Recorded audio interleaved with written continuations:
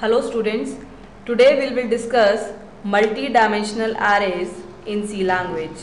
C programming language allows multi-dimensional arrays. The general form of a multi-dimensional array declaration is type, name, and in the square bracket we have to specify the size 1, size 2 up to size n. Here type refers to the data type, name is the name of a multidimensional array, and these are the various sizes of the array.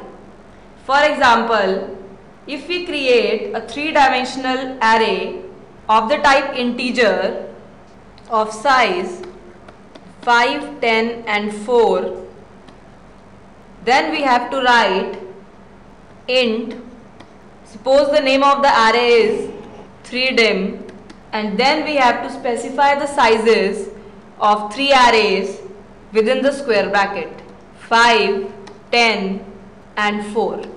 So this is the syntax for declaring any multi-dimensional array. Either it is 2-dimensional array, 3-dimensional array or 4-dimensional array. The simplest form of multi-dimensional array is the 2-dimensional array. So now we will discuss 2-dimensional arrays. A 2-dimensional array is a list of 1-dimensional arrays. To declare a 2-dimensional integer array of size x and y, then we have to write the statement type, then the name of the array and the sizes x and y in the square bracket. Here again type is the any valid data type and array name is any valid C identifier. A 2-dimensional array can be think of as a table which will have x number of rows and y number of columns. Let's take an example. A 2-dimensional array name A, which contains 3 rows and 4 columns, can be represented as table given below: row 0, row 1 and row 3, and there are 4 columns: column 0, column 1, column 2 and column 3. So here the first element will be A00. The first index is for row and the second index is for column. This element will be A01 because this is the column 1.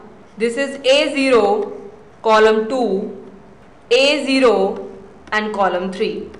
Similarly, in row 1, this element will be A10, A11, A12 and A13. And in row 2, this is A20, A21, A22 and A23. So in this way, 2-dimensional array can be represented as a table. In this, every element in an array A is identified by an element name of the form A, I, J, where A is the name of the array and I and J are the subscripts that uniquely identify each element in A. I subscript is used for the rows and J subscript is used for columns. Now let's discuss how to initialize the 2-dimensional array. 2-dimensional arrays are initialized by specifying bracketed values for each row.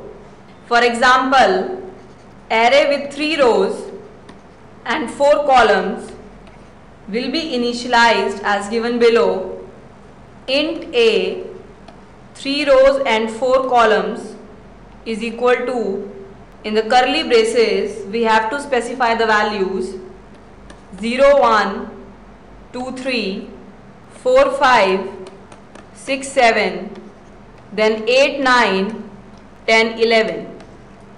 and the values for these 3 rows are again enclosed within the curly braces, semicolon. These are the values for the row 0, these are the values for the row 1, and these are the values for the row 2. Now next is that how to access the two-dimensional array elements. An element in two-dimensional array is accessed by using the subscripts, that is row index and the column index of the array. For example, int val is equal to a2 3. This statement will take the 4th element from the 3rd row of the array and assign this value to the variable val, which is of integer type. Now let's take an example of a C program which shows that how we can access the two-dimensional array elements. Includes the two header files, hash include stdio.h and hash include conio.h. Start the main function. Here I initialize an array with the name A having 5 rows and 2 columns. Within the curly braces, I am specifying the values for row 0, row 1, row 2, row 3 and for row 4. Take 2 more variables of integer type I and j for access the row and column values. Now for printing these values of two-dimensional array, we have to use the for loops. The first for loop is used for the row index, that is I is equal to 0, I less than 5, I plus plus. Start the for loop. Then within this for loop we have to specify one more for loop for the column index, that is j is equal to 0, j less than 2, j plus plus.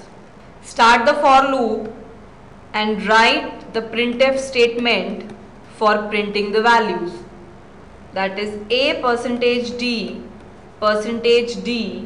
is equal to %d /n is used for the next line, comma I, j and the element aij. Close the for loops and then close the main function. So in this program, first I initialize an two-dimensional array A with the values for the 5 rows. Then for assessing these values, first I have to use the first for loop with the subscript I, that is used for the row index. Here the row is 0 first when I is 0, entered in the another for loop. Here the column is 0. When the compiler reached at this printf statement, so it printed, that is a 0 0, because here I is 0 and j is also 0. So a 0 0 is equal to the value, that is the element aij, that is 0. Then again this for loop condition will be matched. If it is true, then again it goes to the printf statement and now it printed a0 column 1 and the value is 0. Then again this condition will be matched. Now it is false.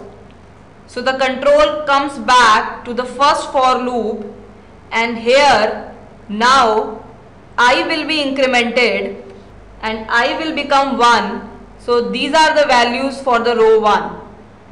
And then again the inner for loop will be executed. So in this way these two for loops works and all the element values can be printed. Now let's run this program on the Turbo C software. This is the same program which we have discussed. Let's compile this program first. There is no error and no warning. Now run this program. You can see here that all the values of the elements are printed. So in this way we can use a two-dimensional array and access the values using the subscripts I and j. Thank you.